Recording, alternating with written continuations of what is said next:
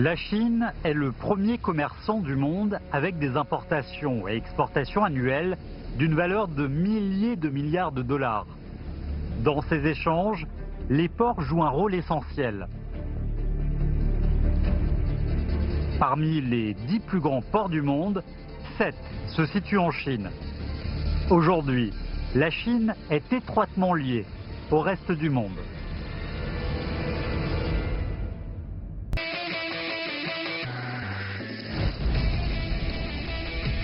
Sur la longue ligne côtière de la Chine sont répandus plus de 1800 postes d'ancrage capables d'accueillir des navires supérieurs à 10 000 tonnes. Parmi ces postes, un sixième sont capables d'accueillir des navires supérieurs à 100 000 tonnes. Cette chaîne de ports nord-sud relie la Chine, la deuxième plus grande entité économique du monde, et le reste de la planète.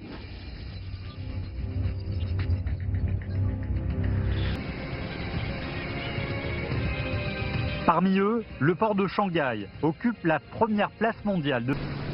Au quai 1 du port de Yangshan, le porte-conteneurs Leverkusen Express, long de 360 mètres et chargé de 13 000 conteneurs standards, accoste avec succès à l'aide de 4 remorqueurs. Avant son entrée au port, le personnel du quai a déjà tout préparé. 3 groupes de personnes travaillent ensemble après l'accostage du navire. D'abord, à 50 mètres de haut, les grutiers lèvent les conteneurs depuis le navire et les remettent dans les camions de transfert. Ensuite, ces camions transportent ces conteneurs au terrain de stockage. Enfin, les grutiers au terrain mettent ces conteneurs dans une position spéciale.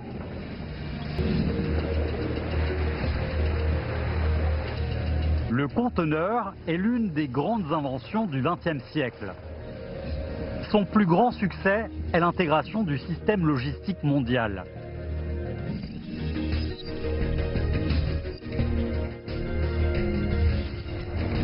La normalisation du format de ces récipients, qui comportent des dizaines de tonnes de marchandises, intègre les navires, les ports, les voies d'eau, les routes, les ponts et les tunnels dans le même système logistique.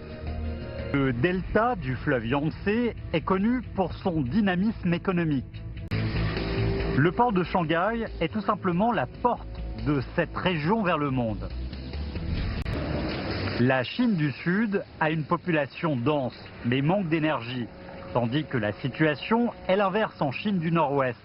Le déséquilibre grave entre la production et la consommation d'énergie met le transport du charbon du Nord vers le Sud au cœur de la stratégie économique de la Chine.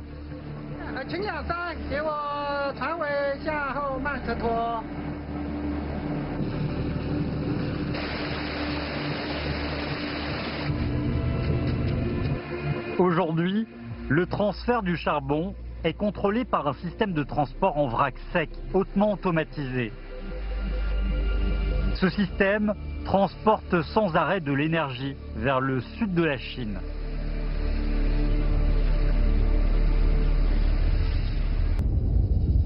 À 430 km au sud du port de Charbon, voici l'un des meilleurs ports naturels sur Terre, le port de Qingdao.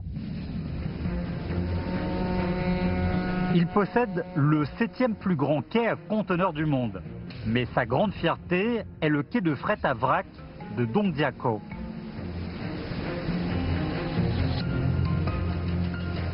Ces quais gigantesques peuvent accueillir rapidement les matières premières et l'énergie venue du monde entier qui sont indispensables pour la haute croissance économique de la Chine. Le quai à minerais de Dongdiakou est l'un des rares quais terrestres appropriés pour les cargos supérieurs à 400 000 tonnes.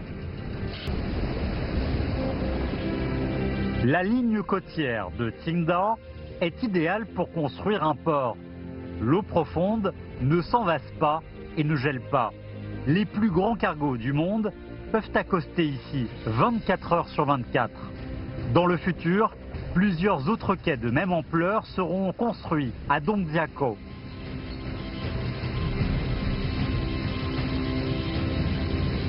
L'acierie de Qingdao a été délocalisée à moins de 10 km du port. Les poutres de minerai du Rio Doce du Brésil, après être déchargées, sont transportées directement à l'acierie par un système de transfert fermé.